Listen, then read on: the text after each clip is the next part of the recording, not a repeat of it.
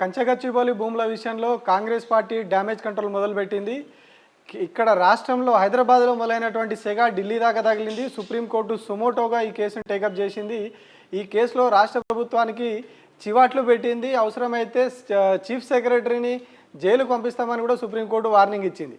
So ఈ నేపథ్యంలో ఏదైతే 400 ఎకరాల భూమిని రాష్ట్ర ప్రభుత్వం తీసుకొని దానిలో ఐటీ కంపెనీలు కావచ్చు, ఏదైతే ఇండస్ట్రియల్ పార్క్ లాగా దాన్ని డెవలప్ చేద్దాం, ఐటీ పార్క్ లాగా డెవలప్ చేస్తామని ఏదైతే చెప్పారో ఆ చెట్లన్నీ నరికేయాలనుకున్న నిర్ణయానికి తాత్కాలికంగా బ్రేక్ పడ్డది.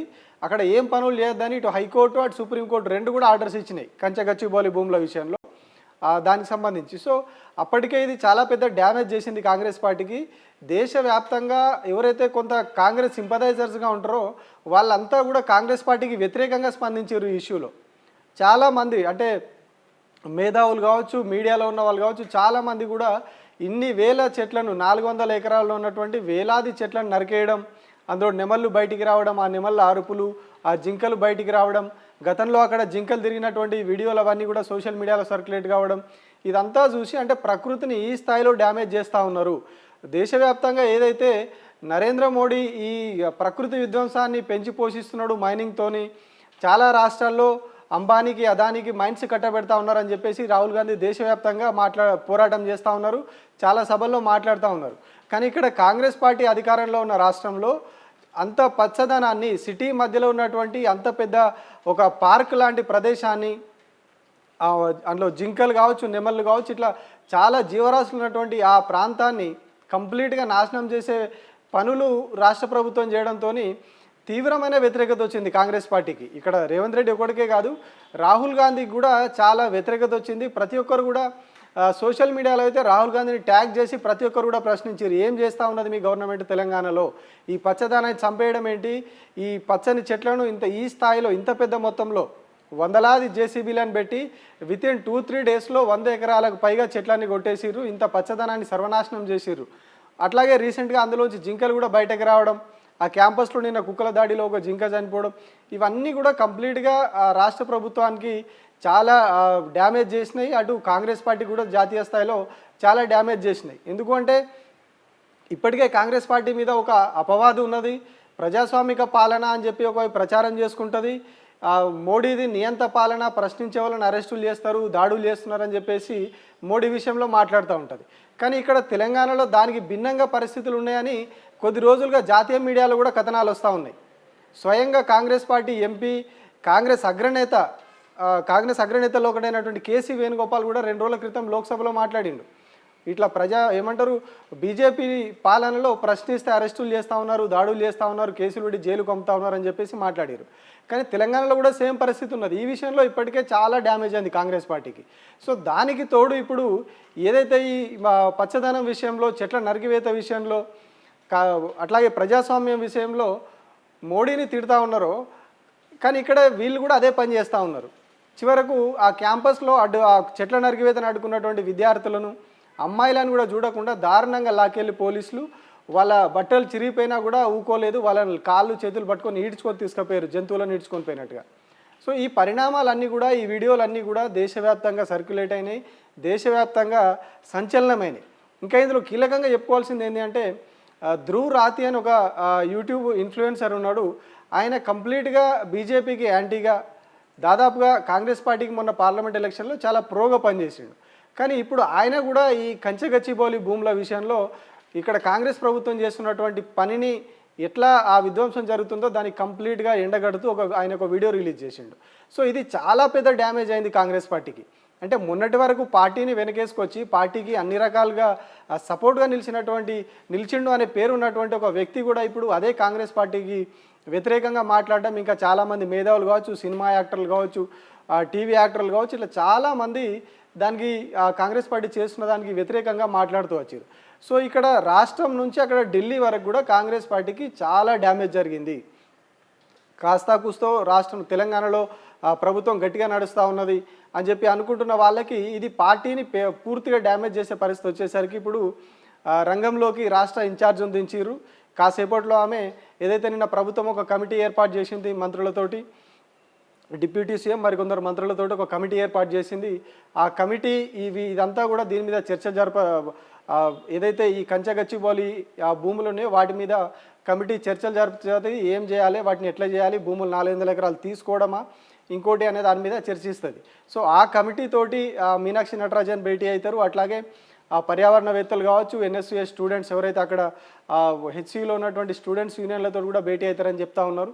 కానీ ఆ హెచ్సిలో ఉన్నటువంటి ఎన్ఎస్యుఎస్ స్టూడెంట్సే దీన్ని వ్యతిరేకించారు. మొదట కాంగ్రెస్ పార్టీ అనుబంధ విభాగమైనటువంటి ఎన్ఎస్యుఐ కూడా దీన్ని వ్యతిరేకించింది. అందులో జింకలు లేవు అంటున్నటువంటి వ్యక్తులకు సెన్స్ లేదు అని చెప్పి డైరెక్ట్గా ముఖ్యమంత్రి రేవంత్ రెడ్డికి సెన్స్ లేదు అని చెప్పి వాళ్ళు సోషల్ మీడియాలో పోస్ట్ పెట్టారు వాళ్ళ అఫీషియల్ ఎక్స్ హ్యాండిల్లో. అంటే సొంత పార్టీలోని విభాగం కూడా దీన్ని వ్యతిరేకించింది హెచ్సిఏలో ఉన్నటువంటిది. సో ఇట్లా అన్ని వర్గాల నుంచి వ్యతిరేకత వచ్చేసరికి ఇప్పుడు మీనాక్షి నటరాజన్ డ్యామేజ్ కంట్రోల్ కోసం వస్తున్నారు. ఆమె వచ్చినాక డిప్యూటీ సీఎంతో కావచ్చు, మిగతా మంత్రుల కమిటీతో భేటీ అవుతారు. అట్లాగే వివిధ వర్గాలతోటి మేధావులు అట్లాగే విద్యార్థులు వీళ్ళందరితో కూడా భేటీ అయ్యి దీని మీద ఏం చేయాలి, ఎట్లా చేయాలి అనే దాని మీద చర్చిస్తారు. చర్చించడం కంటే కూడా దాని మీద వాళ్ళని కూల్ చేసే ప్రయత్నమే చేయబోతూ ఉన్నారు. కేవలం వాళ్ళందరినీ కూడా ఎవరైతే ప్రభుత్వం మీద ఆగ్రహ జ్వాలలు రగులుకుతూ ఉన్నాయో, ఆగ్రహం వ్యక్తం చేస్తూ ఉన్నారో వాళ్ళందరినీ ప్రస్తుతం కూల్ డౌన్ చేయాలి, ఈ సమస్యను సద్దుమణిగేలా చేయాలి. సోషల్ మీడియాలో ఏదైతే వీళ్ళు పెడతా ఉన్నారో విద్యార్థులు ఎప్పటికప్పుడు మినిట్ టు మినిట్ వాళ్ళు విత్ గూగుల్ లొకేషన్తో సహా వీడియోస్ ఫొటోస్ తీసి సోషల్ మీడియాలో పోస్ట్ చేస్తూ ఉన్నారు. ఇవన్నీ కూడా దేశవ్యాప్తంగా వైరల్ అవుతూ ఉన్నాయి. సో ఈ పరిస్థితికి ఇక్కడ ఫుల్ స్టాప్ పడాలి. కాంగ్రెస్ పార్టీకి ఇక ఎదురు దెబ్బలు తగలకుండా ఉండాలి. ఇప్పటికి ఈ విషయంలో కంచగచ్చిబౌలి భూముల విషయంలో ప్రభుత్వానికి ఎదురు దెబ్బలు తగలకుండా ఉండాలనే ఉద్దేశంతో వాళ్ళందరినీ కూడా కాస్త కూల్ డౌన్ చేసే ప్రయత్నంలో భాగంగానే మీనాక్షి నటరాజన్ వీళ్ళందరితో కూడా భేటీ అవుతారని చెప్తా ఉన్నారు. సో ఇంకొక ప్రపోజల్ కూడా కాంగ్రెస్ పార్టీ తెరపైకి తీసుకొచ్చింది. ఈ 400 ఎకరాల్లో ఎకో పార్క్ చేపడతామని చెప్పి మొన్న తాము అధికారంలోకి వచ్చినాక ఎకో పార్క్ ఏర్పాటు చేస్తామని చెప్పి కేటీఆర్ చెప్పారు మొన్న. సో అయితే ఇప్పుడు కాంగ్రెస్ పార్టీ కూడా ఇదే విషయంలో ఇంకొక కీలక స్టాండ్ తీసుకున్నట్టుగా ఇవాళ కొన్ని కథనాలు కూడా వచ్చినాయి.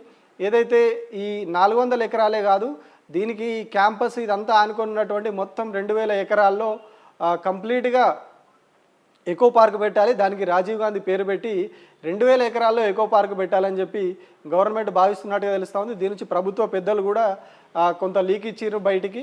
సో ఇప్పుడు ఈ చర్చ మొదలైంది. కంప్లీట్గా అక్కడ నుంచి హెచ్సియు క్యాంపస్ని తరలించి, ఎప్పుడైతే ఇందిరాగాంధీ హయాంలో ఇచ్చినామని చెప్పి వీళ్ళు చెప్తా ఉన్నారో హెచ్సియు క్యాంపస్కి ల్యాండ్స్, సో ఆ హెచ్సియు క్యాంపస్ని ఇప్పుడు అక్కడ నుంచి తరలించి ఏదైతే వీళ్ళు ఫ్యూచర్ సిటీ కడతామని చెప్తా ఉన్నారో ఆ ఫ్యూచర్ సిటీలో కేవలం 100 ఎకరాలు ఇచ్చి, ఇక్కడ దాదాపు 2000 ఎకరాల భూమి తీసుకొని కేవలం అక్కడ 100 ఎకరాలు ఇచ్చి ఆ 100 ఎకరాల్లో హెచ్సియుకు క్యాంపస్ కట్టిస్తాము, ఈ భవనాలన్నీ కూడా మేమే కట్టిస్తామని చెప్పేసి ప్రభుత్వం ఒక ప్రపోజల్ కూడా సిద్ధం చేసినట్టుగా చెప్తా ఉన్నారు. సో ఇప్పుడు ఏదైతే ఈ 100 ఎకరాల్లో వీళ్ళు చెట్లు కొట్టేసారో అవి ఇకపై అక్కడ సుప్రీంకోర్టు ఆదేశాలనే కాబట్టి వాటిని ముట్టుకోవడానికి లేదు. కాబట్టి కంప్లీట్గా ఈ ఉన్నటువంటి 2000 ఎకరాలను తీసుకొని దాన్ని అంతా కూడా ఎకో జోన్గా మార్చే ఆలోచన చేస్తూ ఉన్నది ప్రభుత్వం అని చెప్తా ఉన్నారు. సో మరి దీని మీద విద్యార్థులు ఎట్లా స్పందిస్తారో చూడాలి. ఎందుకంటే మేము 400 ఎకరాలు ఇవ్వలేదు కాబట్టి కంప్లీట్గా మిగిలిన 1600 ఎకరాలు కూడా లాక్కుంటున్నారని చెప్పేసి ఆల్రెడీ ఇప్పటికే వాళ్ళు మాట్లాడుతూ ఉన్నారు విద్యార్థులు. కంప్లీట్గా మమ్మల్ని ఇక్కడ నుంచి తరలించేసి బయటికి పంపించి భూములన్నింటినీ కూడా లాక్కుంటా ఉన్నారు. సో మరి ఎకో పార్క్ అనేది గవర్నమెంటే మెయింటైన్ చేస్తుందా, లేకపోతే మళ్ళీ దీన్ని ఏదైనా ప్రైవేట్ సంస్థకు అప్పగించి అక్కడి నుంచి ఏమైనా నిధులు సమకూర్చుకునే ప్రయత్నం చేస్తూ ఉన్నదన్న అనుమానాలు కూడా మొదలవుతూ ఉన్నాయి. గవర్నమెంటే నిర్వహిస్తే ప్రాబ్లం లేదు, ఎందుకంటే అదంతా కూడా గవర్నమెంట్ చేతుల్లోనే ఉంటుంది, సమస్య ఉండదు. కానీ ప్రభుత్వానికి ఇప్పుడున్న పరిస్థితిలో డబ్బులు కావాలి. రాష్ట్రాన్ని నడపాలన్నా, స్కీములు అమలు చేయాలన్నా ఎక్కడికక్కడే ఆగిపోయిన స్కీములు, ఏది కూడా ముందు పడని స్కీములు చాలా ఉన్నాయి. సో వాటన్నిటినీ కాస్తైనా ముందుకు నడిపించాలంటే ఖచ్చితంగా పెద్ద ఎత్తున డబ్బులు కావాలి. మినిమం 20 నుంచి 30 వేల కోట్లు ఆ 400 ఎకరాల ద్వారా సమకూర్చుకోవాలని గవర్నమెంట్ భావించింది. ఆల్రెడీ 10,000 కోట్లు వాటిని తనఖా పెట్టి తీసుకొచ్చింది, కానీ అవి సరిపోవట్లేదు. సో ఇప్పుడు ఏకంగా వాటిని వేలం వేసేస్తే ఒక 20 నుంచి 30 వేల కోట్లు వస్తాయని గవర్నమెంట్ ఆ ఎక్స్పెక్టేషన్స్ పెట్టుకున్నది.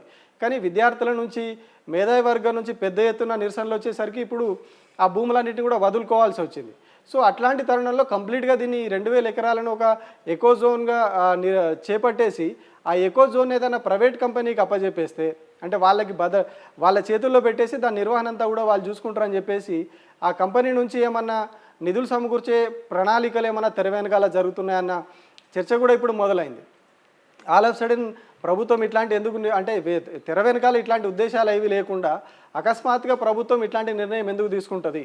మొన్నటి వరకు చెట్లు కొట్టేస్తాం మేము, అసలు అక్కడ జింకలు లేవు, నెమళ్ళు లేవు, అసలు జంతుజాలం ఏం లేదు అని చెప్పిన వాళ్ళు ఇప్పుడు దాన్నే మేము ఎకో జోన్గా మారుస్తాము, ఎకో పార్క్గా మారుస్తాం, 2000 ఎకరాల ఎకో పార్క్గా మారుస్తామని చెప్తా ఉన్నారంటే దీని మీద చాలా అనుమానాలు వ్యక్తం చేస్తూ ఉన్నారు విద్యార్థులు. సో మరి ఇప్పటివరకు అయితే ప్రభుత్వం ఆ 2000 ఎకరాలకు సంబంధించి చేయబోతున్నటువంటి ఏదైతే ప్రచారం జరుగుతూ ఉన్నదో దాని మీద నిన్న లీకులు ఇచ్చిరు తప్పితే ఇప్పటివరకు అయితే దాని మీద ఎవరు కూడా అఫీషియల్గా మాట్లాడట్లేదు. సో దాన్ని ఏం చేస్తారు మరి ఇవాళ మీనాక్షి నటరాజన్ భేటీల తర్వాత ఫైనల్గా ఏం అవుట్పుట్ వస్తుంది, విద్యార్థులకు ఆమె నచ్చజెప్పడానికే వస్తున్నారా, ఈ క్యాంపస్ను ఖాళీ చేయించడానికి విద్యార్థులను నచ్చజెప్పి అక్కడ నుంచి క్యాంపస్ను తరలించేసి 2000 ఎకరాలని కంప్లీట్గా గవర్నమెంట్ టేక్ ఓవర్ చేస్తుందా, ఏం చేస్తుంది అనేది ఇవన్నీ కూడా సాయంత్రానికి తెలిసే అవకాశం ఉంది.